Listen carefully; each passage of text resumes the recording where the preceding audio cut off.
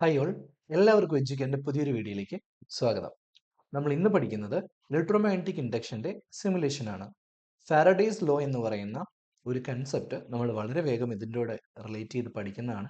So അതിൻ്റെ സിമുലേഷനിലേക്ക് പെട്ടെന്ന് തന്നെ കിടക്കാം. സോ അതിലേക്ക് പോകുന്നതിന് മുന്നേ ആയിട്ട് ഞാൻ എന്താണ് നമ്മളുടെ ഫാരഡേസ് ലോ എന്നൊന്ന് പറയുവാണ്. Whenever there is a change in magnetic flux linked with a coil, there induces a current in the coil. ഒരു കോയിലുമായിട്ട് റിലേറ്റ് ചെയ്തിട്ട് അതിൻ്റെ മാഗ്നറ്റിക് ഫ്ലക്സിൽ ചേഞ്ച് ഉണ്ടാവുകയാണെങ്കിൽ അതിൽ ഒരു ഇ എം എഫ് ഇൻഡ്യൂസ് ചെയ്യുകയും ആ ഇ എം എഫ് മൂലം അതിലൊരു കറണ്ട് ഉണ്ടാകുകയും ചെയ്യും. That is called induced current. ഇങ്ങനെ ഇൻഡ്യൂസ്ഡ് കറണ്ട് വഴിയാണ് ആക്ച്വലി നമ്മൾ ഓൾട്ടർനേറ്റിംഗ് കറണ്ട് ജനറേറ്റ് ചെയ്യുന്നത്. നമ്മൾ വീടുകളിൽ ഉപയോഗിക്കുന്ന ലൈറ്റ് ഫാനിലൊക്കെ ഉപയോഗിക്കുന്ന ഓൾട്ടർനേറ്റിംഗ് കറണ്ട് നമ്മൾ ഈ ഒരു മെത്തേഡ് വഴിയാണ് ആക്ച്വലി ജനറേറ്റ് ചെയ്യുന്നത്. സോ ഫാരഡേസ് ലോയുടെ ഒരു സിമുലേഷൻ ആണ് നമ്മളിപ്പോൾ കാണുന്നത്. അത് കാണാൻ വേണ്ടിയിട്ട് നിങ്ങൾക്ക് ഐ തിങ്ക് നിങ്ങൾക്ക് ഇതിൽ സ്ക്രീനിൽ കാണാം. നമ്മളൊരു കോയിൽ എടുത്തിട്ടുണ്ട്. ആ കോയിലിൻ്റെ രണ്ട് എഡ്ജിൽ നിന്നും നമ്മൾ ഒരു വയർ നേരെ ബൾബിലേക്ക് കണക്ട് ചെയ്തിട്ടുണ്ട്. സോ അത് ജസ്റ്റ് ബൾബിൽ ഉണ്ടാകുന്ന വോൾട്ടേജ് കാണാൻ വേണ്ടിയിട്ട് നമ്മളൊരു വോൾട്ട് മീറ്ററും കൂടെ കണക്ട് ചെയ്തിരിക്കുന്നു. നമ്മളിവിടെ ഒരു ഫീൽഡ് കാണിച്ചിട്ടുണ്ട്. ഈ ഫീൽഡ് എന്ന് ഉദ്ദേശിക്കുന്നത് മാഗ്നറ്റിന് ചുറ്റും ഉണ്ടാകുന്ന മാഗ്നറ്റിക് ഫീൽഡ് ആണ്. സോ മാഗ്നറ്റിക് ഫീൽഡ് മാഗ്നറ്റിന് പുറത്ത് നോർത്ത് ടു സൗത്ത് ഡയറക്ഷനിലാണ്. മാഗ്നറ്റിക് ഫ്ലക്സ് എന്ന് പറഞ്ഞാൽ number of field lines per unit area. ഒരു പെർട്ടിക്കുലർ ഏരിയ വഴി ക്രോസ് ചെയ്തു പോകുന്ന ഫീൽഡ് ലൈൻസിന്റെ എണ്ണമാണ് മാഗ്നറ്റിക് ഫ്ലക്സ്. മാഗ്നറ്റിക് ഫീൽഡ് കൂടുതലാണെങ്കിൽ മാഗ്നറ്റിക് ഫ്ലക്സ് കൂടുതലായിരിക്കും.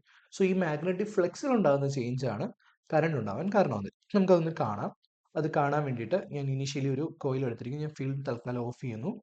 സോ നിങ്ങൾ ആ ബൾബിലേക്ക് പ്രോപ്പറായിട്ട് നോക്കാം. ഞാനിത് മൂവ് ചെയ്യിക്കുവാണ്. ഈ മാഗ്നറ്റിനെ കോയിലിലേക്ക് മൂവ് ചെയ്യിക്കുവാണ്. ബൾബ് കത്തിയത് നിങ്ങൾക്ക് കാണാം. ഇപ്പം ഞാൻ അകത്ത് നിർത്തിയിരിക്കുകയാണ്, പക്ഷേ ഇപ്പം ബൾബ് കത്തുന്നില്ല. ഞാൻ പുറത്തേക്ക് മൂവ് ചെയ്യിക്കുമ്പോൾ ബൾബ് വീണ്ടും കത്തുന്നു. നിങ്ങൾ ആ വോൾട്ട് മീറ്ററിലേക്ക് നോക്കുകയാണെങ്കിൽ ഞാൻ അകത്തേക്ക് കൊണ്ടുപോകുമ്പോൾ ഒരു സൈഡിലേക്ക് ഡിഫ്ലക്ട് ചെയ്യുന്നത്, ഇപ്പുറത്തേക്ക് പോകുമ്പോൾ റൈറ്റിലേക്ക് കൊണ്ടുവരുമ്പോഴത്തേക്ക് വേറൊരു സൈഡിലേക്കാണ് ഡിഫ്ലക്ട് ചെയ്യുന്നത്. സോ കണ്ടിന്യൂസ് ഇങ്ങനെ മൂവ് ചെയ്യിക്കുകയാണെങ്കിൽ അവിടെ നിങ്ങൾ ബൾബ് ബ്ലിങ്ക് ചെയ്യുന്നത് നിങ്ങൾക്ക് കാണാം. സോ ഈ രീതിയിലാണ് ഓൾട്ടർനേറ്റിംഗ് കറണ്ട് ഉണ്ടാകുന്നത്.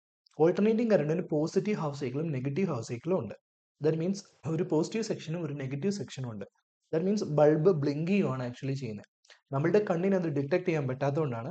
നിങ്ങൾക്ക് പറ്റുമെങ്കിൽ നിങ്ങളുടെ ക്യാമറ ഓൺ ആക്കിയിട്ട് സ്ലോമോ ഇട്ടിട്ട് നോക്കുകയാണെങ്കിൽ നിങ്ങൾക്ക് കാണാൻ പറ്റും ബൾബ് ബ്ലിങ്ക് ചെയ്യുന്നത്. ഇനി ഞാൻ മാഗ്നറ്റ് ഒന്ന് തിരിക്കുവാണ്. മാഗ്നറ്റ് തിരിക്കുമ്പോഴും ഇത് കണ്ടോ, നേരെ തിരിയും. നേരത്തെ അങ്ങോട്ട് പോകുമ്പോൾ നെഗറ്റീവിലേക്കായിരുന്നെങ്കിൽ ഇപ്പോൾ അങ്ങോട്ട് പോകുമ്പോൾ പോസിറ്റീവിലേക്കാണ്. സോ മാഗ്നറ്റിന്റെ ഡയറക്ഷൻ ചേഞ്ച് ചെയ്ത് കഴിഞ്ഞാൽ അതിന് ഡയറക്ഷൻ ചേഞ്ച് ചെയ്യാം. whenever there is a relative motion there induces EMF എന്നാണ്. റിലേറ്റീവ് മോഷൻ ഉള്ള ടൈമിൽ മാത്രമാണ് അവിടെ EMF ഇൻഡ്യൂസ് ചെയ്യുന്നത്. അല്ലാതെ റെസ്റ്റിലിരിക്കുന്ന സമയത്ത് ഉണ്ടാവില്ല. പിന്നെ ഇത് ഡിപ്പെൻഡ് ചെയ്യുന്ന വേറൊരു ഫാക്ടർ എന്ന് പറയുന്നത് ഈ കോയിൽസിന്റെ നമ്പർ ഓഫ് ടേൺസ് ആണ്. ഞാൻ ഒരു കോയിലും കൂടെ ഇവിടെ വെച്ചിരിക്കുന്നു. ഈ രണ്ടാമത്തെ കോയിൽ നോക്കിയാൽ നിങ്ങൾക്ക് കാണാം അതിൽ 2 ടേൺസ് മാത്രമേ ഉള്ളൂ. ഫസ്റ്റ് നമ്മൾ എടുത്തതിൽ 4 ടേൺസ് ഉണ്ടായിരുന്നു.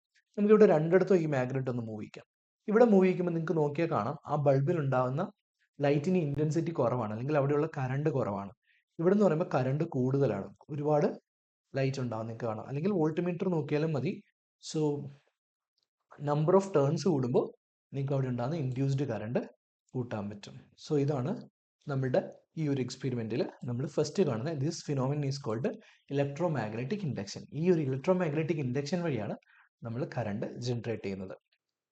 നമ്മളിപ്പോൾ കാണുന്നത് ജനറേറ്റർ ആണ്. ജനറേറ്ററിന്റെ ഒരു സിമുലേഷൻ ആണ്. ജനറേറ്ററിൽ എങ്ങനെയാണെന്ന് നിങ്ങൾക്ക് അറിയാം. നമ്മൾ നേരത്തെ പറഞ്ഞ ഇലക്ട്രോമാഗ്നറ്റിക് ഇൻഡക്ഷൻ ആണ് ഇവിടെ ഉപയോഗിക്കുന്നത്.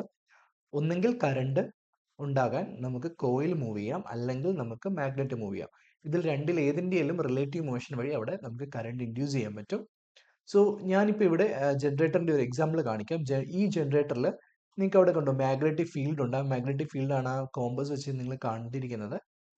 അവിടെ ഒരു ബൾബ് കണക്ട് ചെയ്തിട്ടുണ്ട്. ബൾബിലേക്ക് നമ്മളൊരു കോയിൽ കണക്ട് ചെയ്തിട്ടുണ്ട്. അവിടെ ഒരു മാഗ്നറ്റ് വെച്ചിരിക്കുന്നത് റൊട്ടേറ്റ് ചെയ്യാൻ പറ്റുന്ന ഒരു ആക്സിസിലാണ് ആക്ച്വലി അത് വെച്ചിരിക്കുന്നത്. സോ നമ്മൾ ഇവിടുന്ന് കുറച്ച് വെള്ളം ഇതിലേക്ക് വീഴ്ത്തുവാണ്. ഇതുകൊണ്ടോ വെള്ളം വീഴുന്നതനുസരിച്ച് ആ മാഗ്നറ്റ് മൂവ് ചെയ്യുന്നു. മാഗ്നറ്റ് റൊട്ടേറ്റ് ചെയ്യുമ്പോൾ മാഗ്നറ്റിക് ഫ്ലെക്സിൽ ചേഞ്ച് ഉണ്ടാകുന്നു. മാഗ്നറ്റിക് ഫ്ലെക്സിൽ ചേഞ്ച് ഉണ്ടാകുമ്പോൾ കോയിലിൽ EMF ചേഞ്ച് ഉണ്ടാവുകയും EMFന്റെ ബേസിൽ അവിടെ കറണ്ട് ജനറേറ്റ് ചെയ്യുകയും ചെയ്യും. ഇനി നമ്മൾ വീഴ്ത്തുന്ന ഒരു സ്പീഡ് കൂട്ടുവാണെങ്കിൽ നിങ്ങൾ നോക്കിയാൽ മതി. അവിടെ ബൾബ് കത്തുന്നത് സ്പീഡിൽ കത്താൻ തുടങ്ങും. നല്ല സ്പീഡിൽ വരുമ്പോഴത്തേക്കും ബൾബ് ഗ്ലോ ചെയ്യുന്നത് റേറ്റ് കൂടും. സോ അത്രയും സ്പീഡിൽ കത്തുന്നത് അത് സ്പീഡിൽ മൂവ് ചെയ്യുന്നത് കൊണ്ടാണ്. സോ അവിടെ ഒരു കറണ്ട് ഉണ്ടായി. സോ ഇതാണ് നമ്മളുടെ AC ജനറേറ്ററിന്റെ വർക്കിങ്ങിന്റെ ഒരു ചെറിയ സിമുലേഷൻ. സോ ബാക്കി നെക്സ്റ്റ് ക്ലാസ്സിൽ പഠിക്കാം. പുതിയൊരു വീഡിയോ ആയിട്ട് അടുത്ത ക്ലാസ്സിൽ കാണുന്നത് വരെ ഗുഡ് ബൈ. Thank you.